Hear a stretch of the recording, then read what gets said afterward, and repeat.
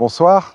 Merci d'avoir répondu à notre invitation alors que vous êtes en ce moment même au Bahreïn. Racontez-nous dans quel cadre a lieu justement ce déplacement. C'est dans le cadre d'échanges entre le gouvernement bahreïnite et la principauté, d'échanges liés au tourisme, à l'économie et au développement de notre activité. Donc nous avons eu la chance ce matin de rencontrer les ministres des Finances et de l'attractivité. Chacun nous a un petit peu expliqué comment fonctionnait le pays, leur stratégie et comment Monaco et Bahreïn pouvaient plus collaborer sur les sujets financiers, sur les sujets de développement économique, sur les sujets d'échange touristique. Est-ce qu'il y a déjà des partenariats existants entre le Bahreïn et Monaco ?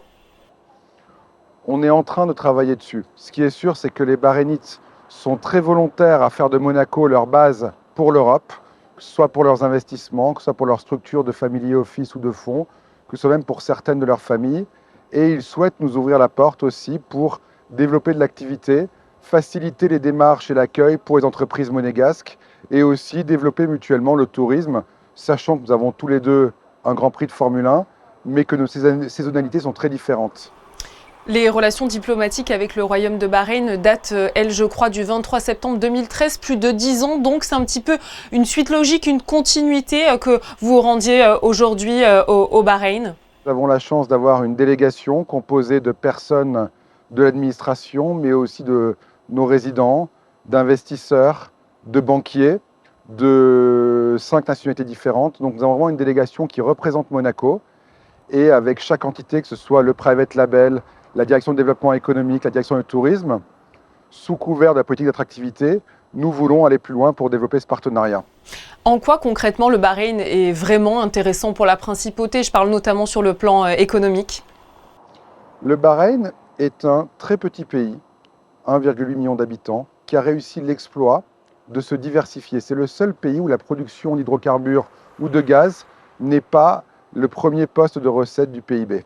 Aujourd'hui, c'est la finance. Le Bahreïn, on peut le comparer à la Suisse en Europe, qui bénéficie de la région alentour et qui crée l'écosystème pour être un leader financier, un leader numérique et un leader touristique. Plus de 14 millions de personnes viennent à Bahreïn chaque année. Et donc, quelque part, nous, petits pays, entourés de grands pays qui souhaitons être un pôle économique, un pôle numérique et un pôle touristique, ça nous parle et on a beaucoup à échanger avec Bahreïn.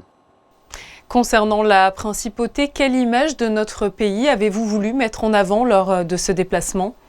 C'était une image d'un pays dynamique qui se réforme. Donc nous avons beaucoup parlé des choix technologiques de la principauté pour avancer. Nous avons également beaucoup parlé de notre place financière, de toutes nos structures, les élites européennes qui viennent à Monaco, qui investissent.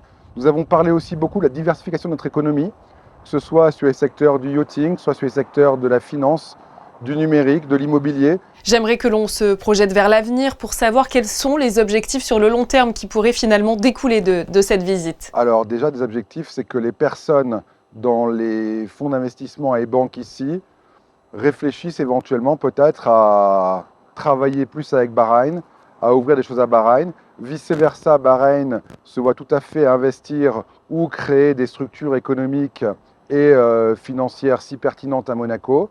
Il y a des vrais sujets touristiques communs où effectivement, étant passé la même saison, on peut tout à fait envisager de promouvoir le tourisme à Monaco dans la région et vice-versa. Donc on est vraiment sur une logique de réciprocité économique.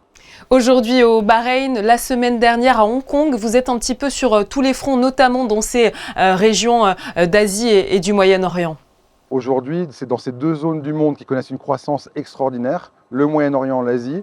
On souhaite que Monaco bénéficie de cette croissance, mais aussi que Monaco attire des familles, des investisseurs, des touristes pour se développer. Ces régions-là sont en train vraiment d'avoir une croissance très forte. Il faut que Monaco en bénéficie pour ses investissements, mais aussi pour sa croissance interne. Et c'est dans ce cadre qu'avec l'attractivité sous toutes ses formes, on y travaille pour avancer.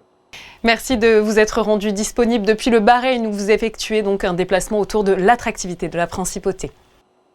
Merci beaucoup, bonne soirée.